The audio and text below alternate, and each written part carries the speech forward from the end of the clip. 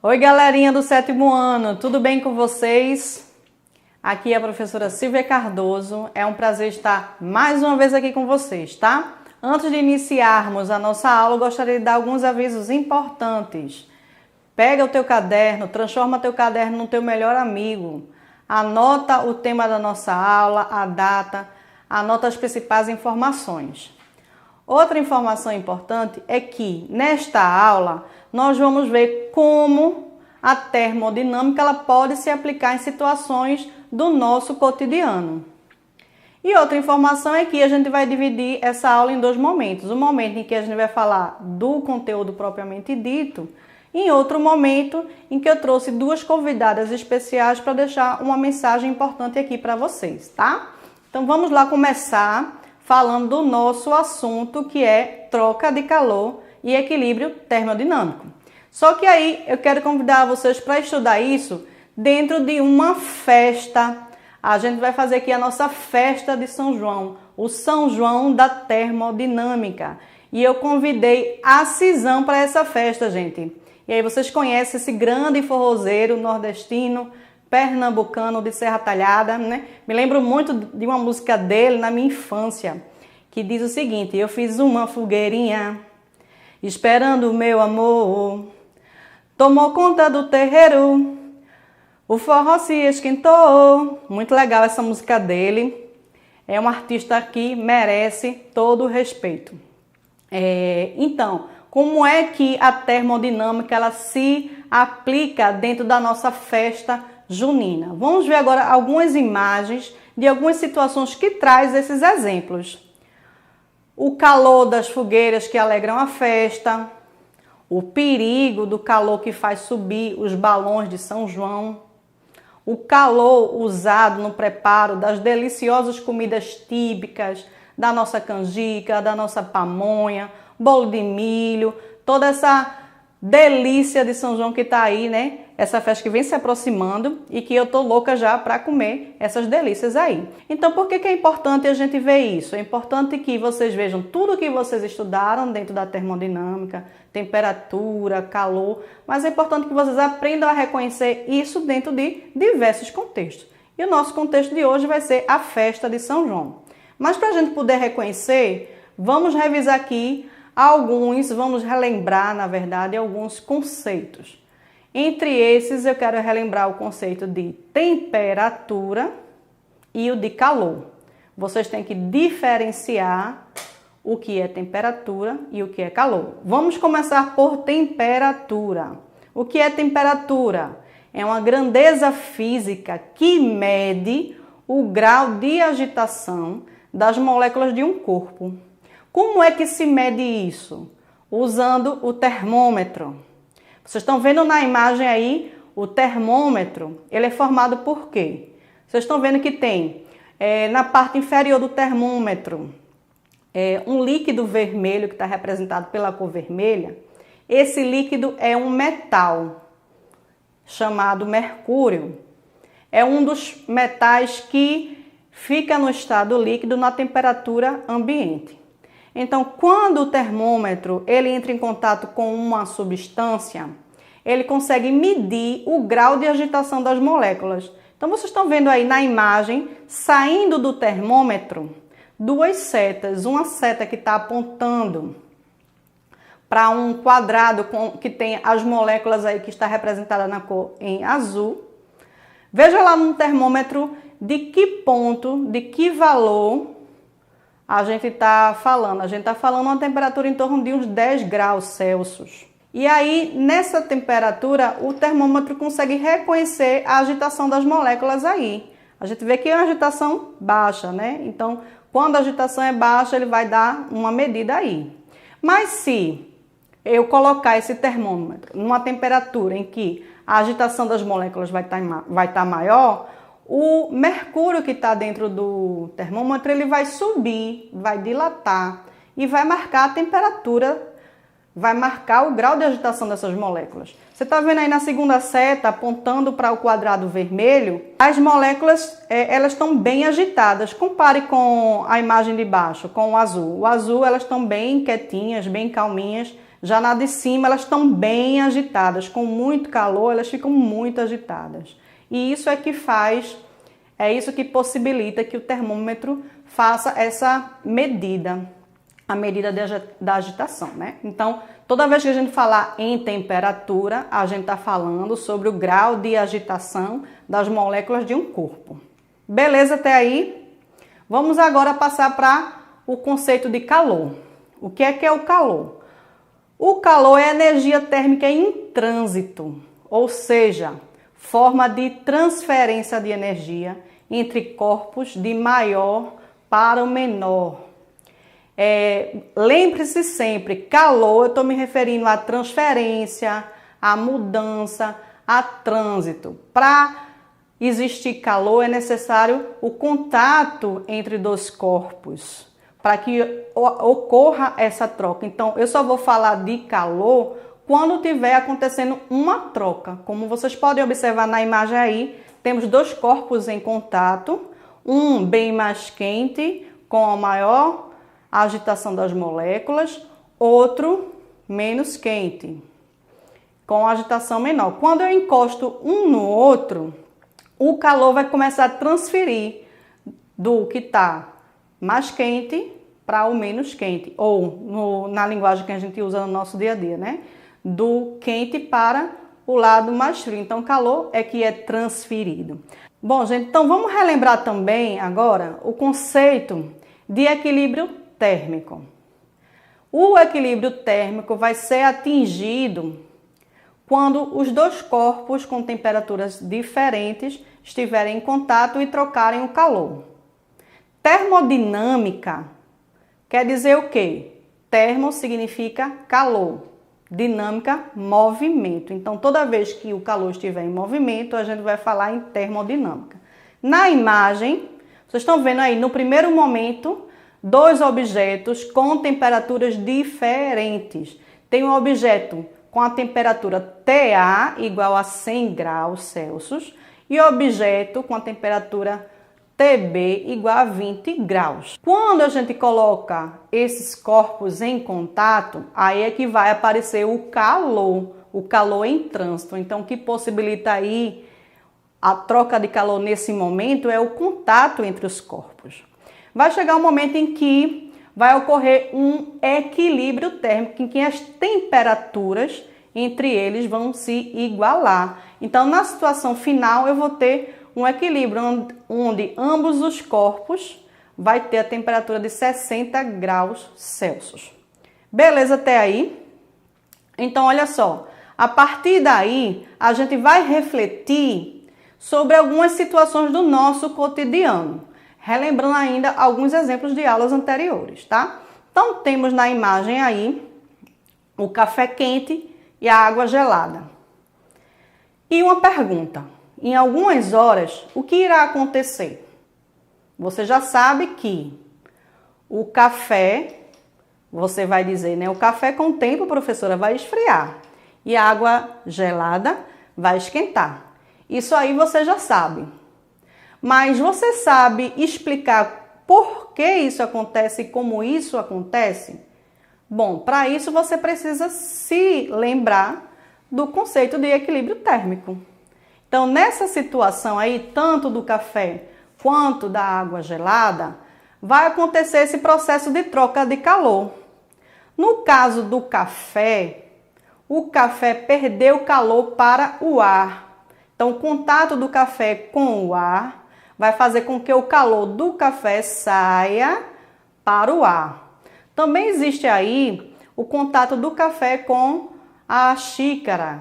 A xícara também vai absorver uma parte do calor contido no café. Já na situação da água gelada, é a situação inversa. A água recebeu calor do ar. A água estava com a temperatura baixa, tinha cubos de gelo na água, e aí o contato dessa água com o ar, que estava com a temperatura mais elevada, fez com que o calor do ar passasse para o líquido, derretendo o gelo e baixando a temperatura da água. Então, nessas situações aí, nós podemos ver claramente a troca de calor e o equilíbrio termodinâmico. E aí eu queria esclarecer para vocês algumas situações.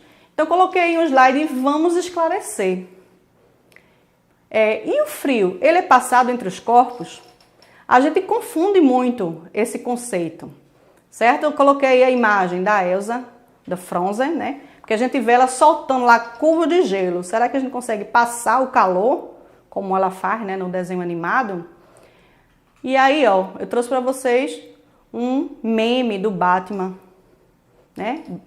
Ele diz o seguinte, o Robin, né, diz: Batman, fecha a janela para o fio não entrar. Aí ele, pá, dá uma tapa. Segundo a lei da termodinâmica, é o calor que sai. Então, gente, o correto é dizer: fecha a janela para o calor não sair. Beleza? Então, a gente tem que tomar cuidado para não errar isso numa prova, numa questão, tá? Então, esse processo de troca de calor, ele ocorre de formas diferentes.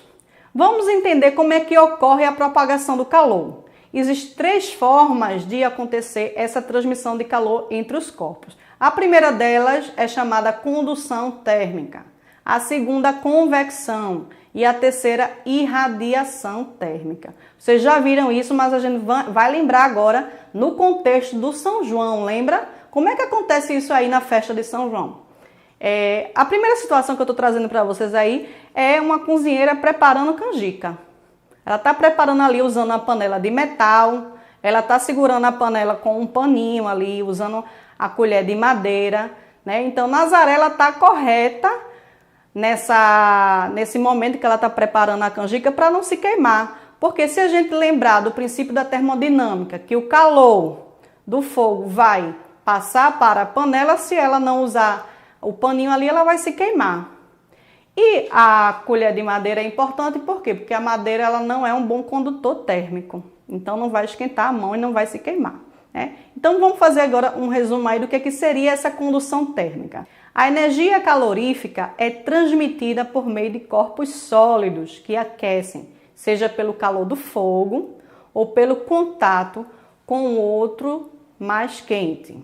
Assim, quando aquecemos um corpo sólido, como por exemplo a panela, a energia cinética aumenta e, consequentemente, a agitação das moléculas. Então, vamos ver como é que acontece essa condução de calor. Nós temos aí na imagem uma placa de metal sendo aquecida na extremidade. Então, perceba que o calor ele vai sendo transferido pelo metal progressivamente. Na outra ponta, nós temos uma pessoa tocando nesse metal. Então, até o calor chegar na outra extremidade, vai demorar um pouquinho. Então, isso é a condução. O calor vai sendo conduzido pelo metal lentamente. No nosso dia a dia, a gente pode ver, por exemplo, um garfo sendo aquecido no fogão. Quem é que já fez isso?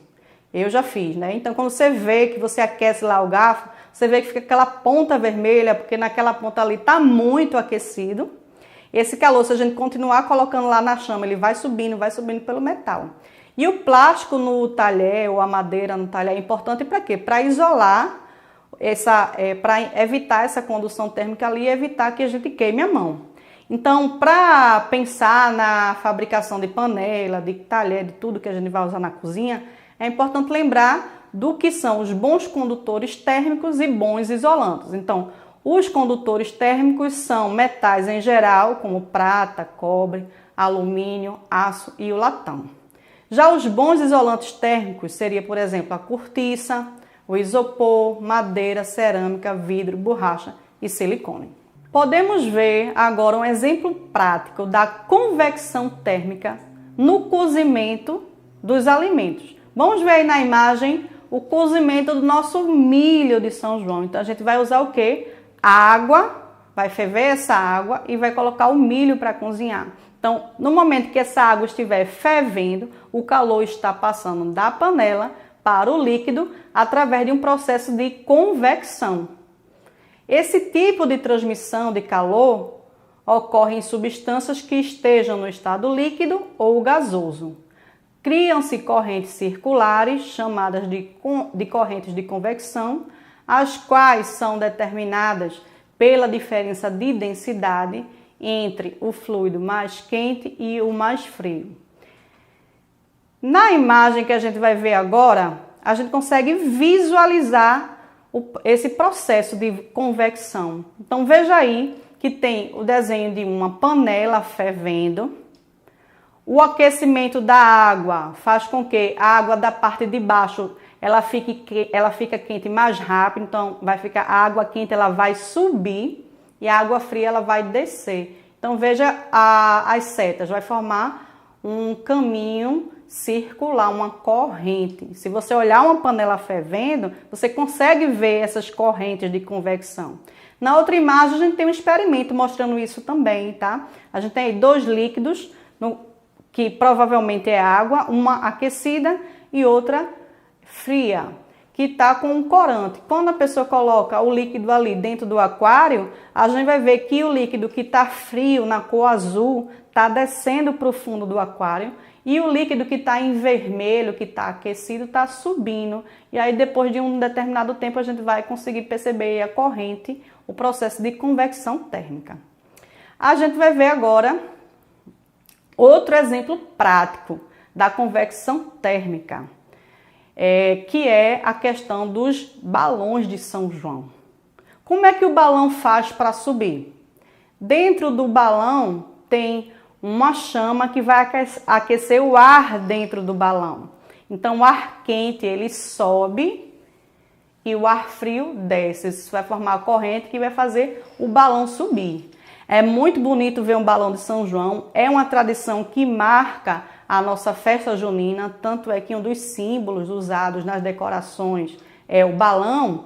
É importante, gente, lembrar que soltar balões é crime ambiental, conforme o artigo 42 da Lei de Crimes Ambientais, que deixa claro que fabricar, vender, transportar ou soltar balões que possam provocar incêndios nas florestas e demais formas de vegetação, áreas urbanas, ou qualquer tipo de assentamento humano. Tudo isso é crime. Então, no São João, a gente não vai soltar balão, é melhor só aquele balãozinho ali para decorar, tá? O nosso terceiro exemplo prático sobre propagação de calor é chamada irradiação térmica. Isso pode ser representado no São João pelas fogueiras de São João que aquecem nosso coração, nos aquece do frio também nesse momento, né? E a gente também pode aproveitar a fogueira para assar um milho através desse processo de irradiação térmica.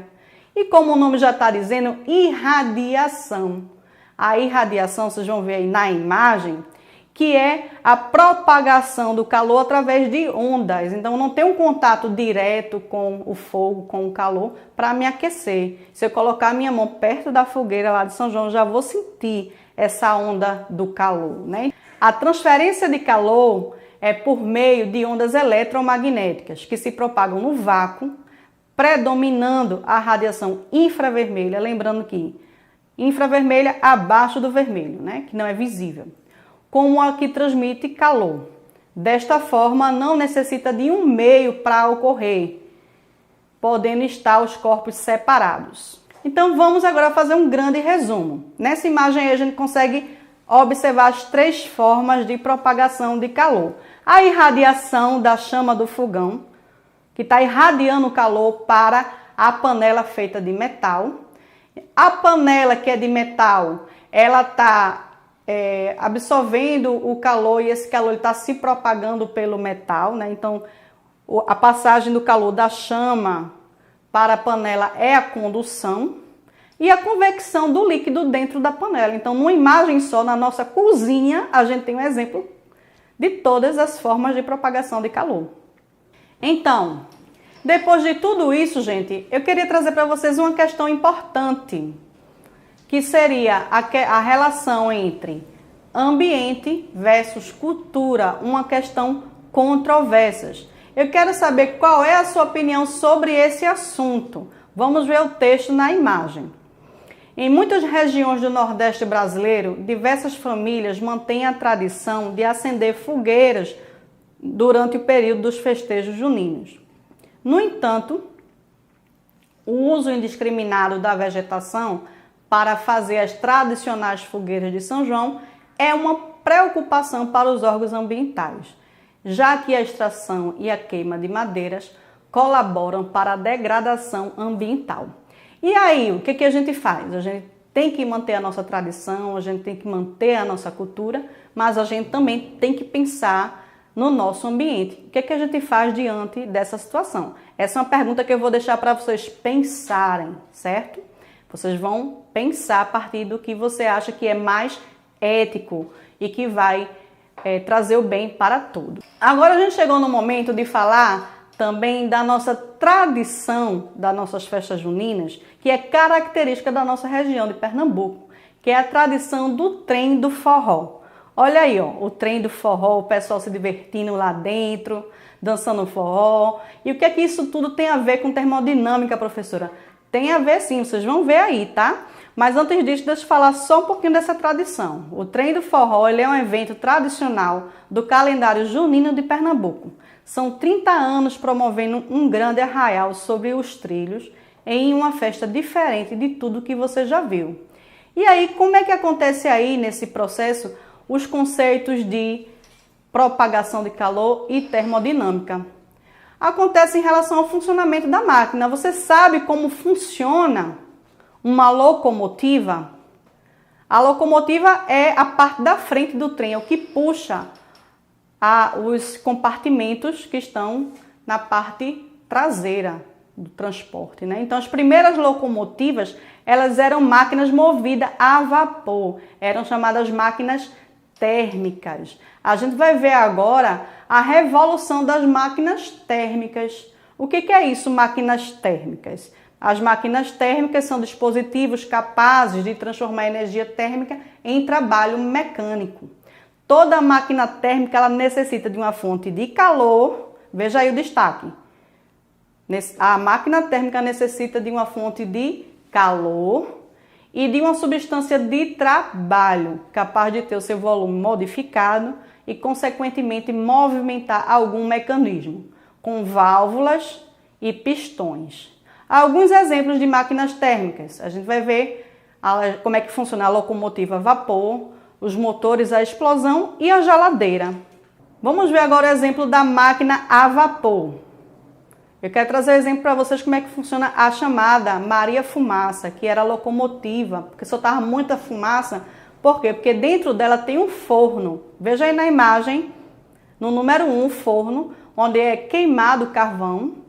A partir dessa queima vai aquecer a caldeira que tem a água.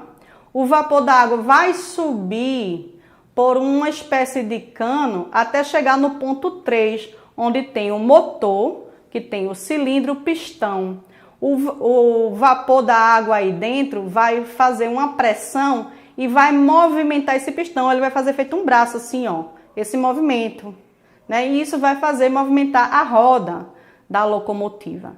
E aí o vapor de água, depois que passa por dentro do motor, no ponto 3, vai seguir para o ponto 4, que é o condensador. Dentro do condensador tem água de refrigeração, que vai converter o vapor de água em líquido, que vai voltar novamente para a caldeira. Então, dessa forma que funciona a máquina a vapor. Essa máquina é chamada de motor de combustão externa, por quê? A combustão, que é a queima do combustível, no caso o carvão, ela acontece fora do motor. Então, é combustão externa. Bom, vamos ver agora os motores de explosão que estão presentes nos automóveis, como, por exemplo, ônibus, trator, caminhão, carros. Esses motores de explosão funcionam como? Primeiro, é um motor de combustão interna. Eles utilizam combustíveis fósseis, como, por exemplo, a gasolina, que é derivada do petróleo, o óleo diesel, tá? E aí, o que acontece? Esse combustível ele vai entrar dentro do motor. Então, vamos ver na imagem aí as etapas desse processo. Então, tem a primeira etapa, que é o processo de aspiração. O motor ele vai abrir uma válvula, chamada válvula de admissão, onde vai entrar a mistura de ar com combustível. Esse ar com combustível vai entrar dentro da câmara de combustão, certo? Na parte seguinte, no passo seguinte, que é o passo 2, vai acontecer a compressão desse combustível e desse ar no interior dessa câmara de combustível. E no passo 3 vai ser a combustão, onde ele vai acionar a válvula, como se fosse um fósforo, um isqueiro, que você acende ali o fogo e aí vai causar a explosão do combustível dentro dessa câmara de gás. E essa explosão ela vai liberar muita energia, empurrando para baixo o pistão, movimentando assim as rodas dos veículos, certo? Então, bem interessante esse processo, né, de combustão interna nos motores de automóveis. Nesse processo é importante salientar que é necessário que ocorra um processo de resfriamento do motor. Então, na imagem aí vocês estão vendo o resfriamento do motor da explosão interna, que é feito pelo radiador. O radiador faz o quê? Dentro do radiador a gente coloca água com aditivos químicos que vão passar na parte externa desse motor de explosão, resfriando as partes metálicas. Então é importante você saber disso, por quê? Porque se você estiver numa situação, como eu já passei, por exemplo, de estar dirigindo e o motor do carro esquentar, vai acender uma luzinha lá, dizendo para você que o motor está quente. E aí você vai fazer o quê? Você tem que parar o motor para resfriar, porque isso significa dizer que esse processo de resfriamento ele não está acontecendo de uma forma legal. Então vamos ver agora o nosso terceiro exemplo de máquina térmica, que são as geladeiras, que é a máquina térmica reversa. Ela funciona, como o nome já diz, ao inverso do que acontece na máquina a vapor e nas máquinas de combustão interna.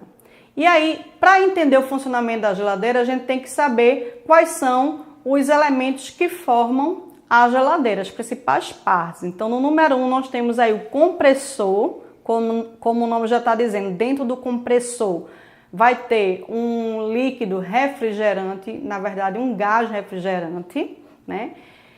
Tem o componente número 2, que é o condensador. Nesse condensador, o gás ele vai passar por um processo de refrigeração.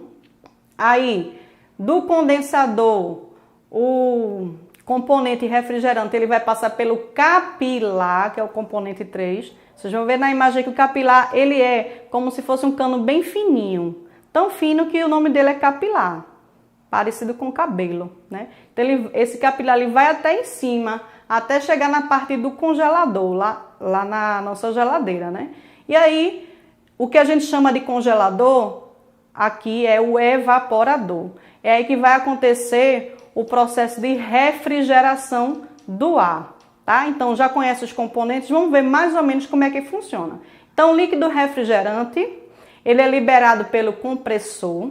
Esse líquido, quando ele sai do compressor, ele vai sair em uma temperatura elevada. À medida que ele vai passando pelo condensador, que tem várias curvas, tá vendo na imagem? Ele vai fazendo um caminho até subir, à medida que ele vai subindo, vai refrigerando, vai refrigerando. Quando ele passar para o componente 3, o capilar, ele já vai passar com uma temperatura bem menor. Quando chegar no congelador, já vai estar o líquido com uma baixa temperatura. E aí o ar que está dentro do congelador, quando entra em contato com o evaporador, que são esses canos de metais, esse componente de metal, o calor do ar vai ser absorvido pelo evaporador. Então, dessa forma é que refrigera a nossa geladeira. Além desse processo aí que ocorre dentro da geladeira, é importante também falar que dentro da geladeira acontece o processo de convecção térmica. Para o bom funcionamento da geladeira, é necessário que o ar que é refrigerado lá em cima, no congelador, ele desça, porque ele é mais denso. Vai descer, quando ele chegar embaixo ele vai ser aquecido e vai subir. Então, dentro da geladeira acontece uma corrente de ar. E aí é importante, para o bom funcionamento, colocar nada que atrapalhe esse movimento da convecção no interior da geladeira. Bom, e aí eu trouxe para vocês um pouco sobre ciência, tecnologia e sociedade. Sempre que a gente fala em ciência, é importante a gente lembrar que a ciência está relacionada ao desenvolvimento da tecnologia e o desenvolvimento da sociedade. Esse é um tripé, certo? Eu trouxe aí para vocês o exemplo de como era a geladeira no passado. em 1913.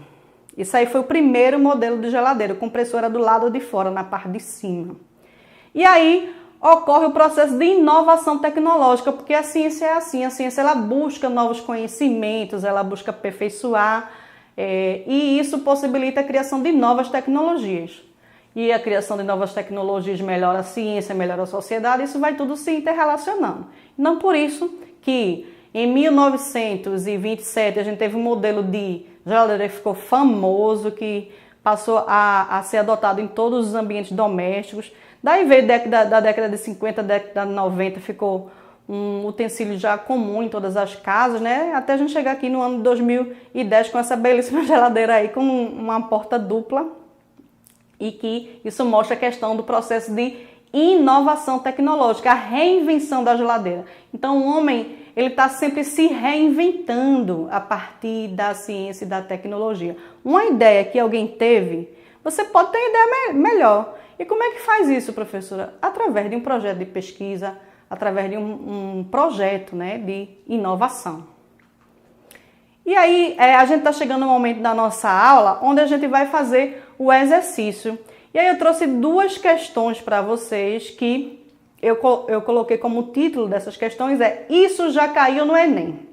Então, temos aí uma tirinha de uma pessoa, provavelmente um morador de rua, né, que diz, está muito frio. E aí, nesse momento, ele vê uma folha de jornal voando para o lado dele, ele pega a folha de jornal e se cobre e diz, pelo menos eu fico por dentro das notícias, né? Ele está numa situação difícil, no frio, e o consolo dele é que pelo menos o jornal ele vai ficar por dentro das notícias. Você vê que por dentro está com a aspa. O que é que significa dizer isso? O que é que ele está querendo dizer nessa tirinha?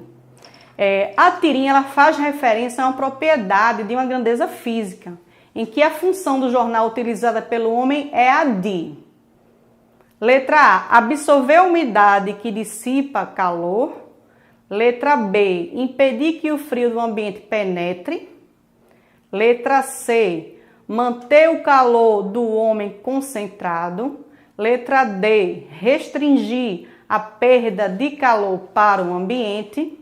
E letra E, bloquear o vento que sopra trazendo frio. Então, nessa alternativa, lembram do que eu falei lá na frente, no início da nossa aula? Naquele exemplo de Frozen? Para resolver essa questão, lembre daquele exemplo. O calor ele não entra, tá? Na realidade, a gente perde calor. Então, para chegar na resposta aí, vamos lembrar de que existe a perda de calor. Quando ele usa o jornal para se cobrir, ele está impedindo que ele perca calor para o ambiente. Então, a nossa resposta seria qual? Você já sabe? A nossa resposta seria a letra D.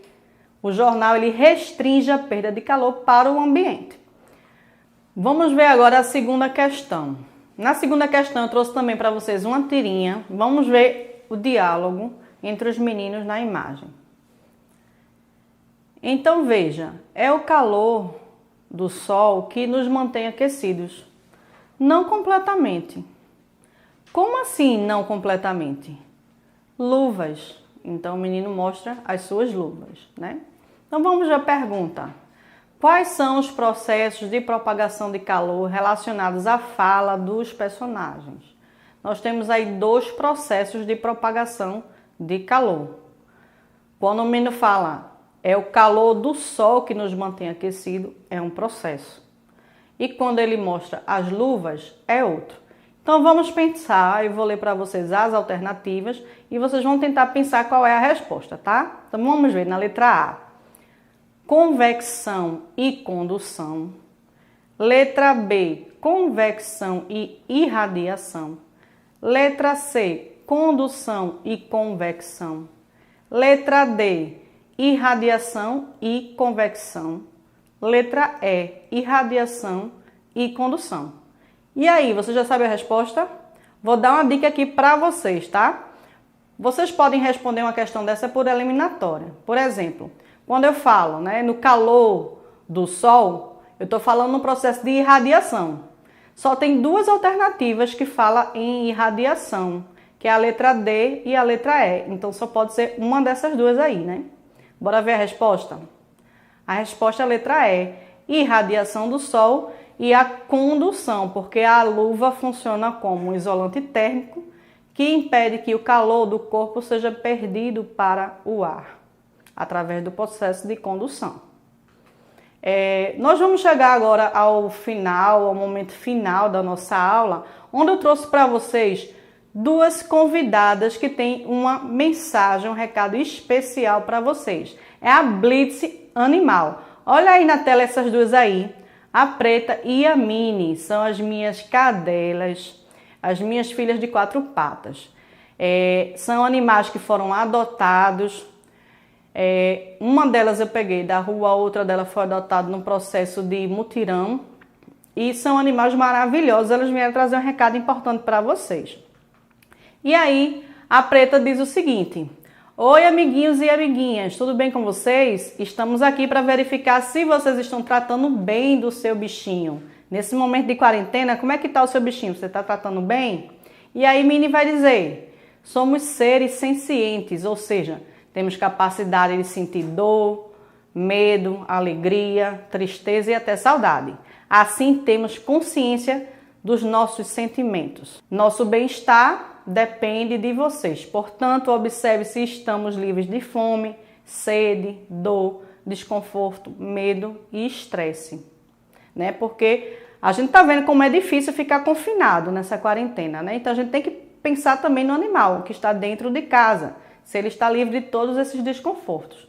E aí vem a fala da Mini, né, que fala sobre precisamos ter liberdade para expressar nosso comportamento natural, como cavar, roer, farejar, latir e rasgar.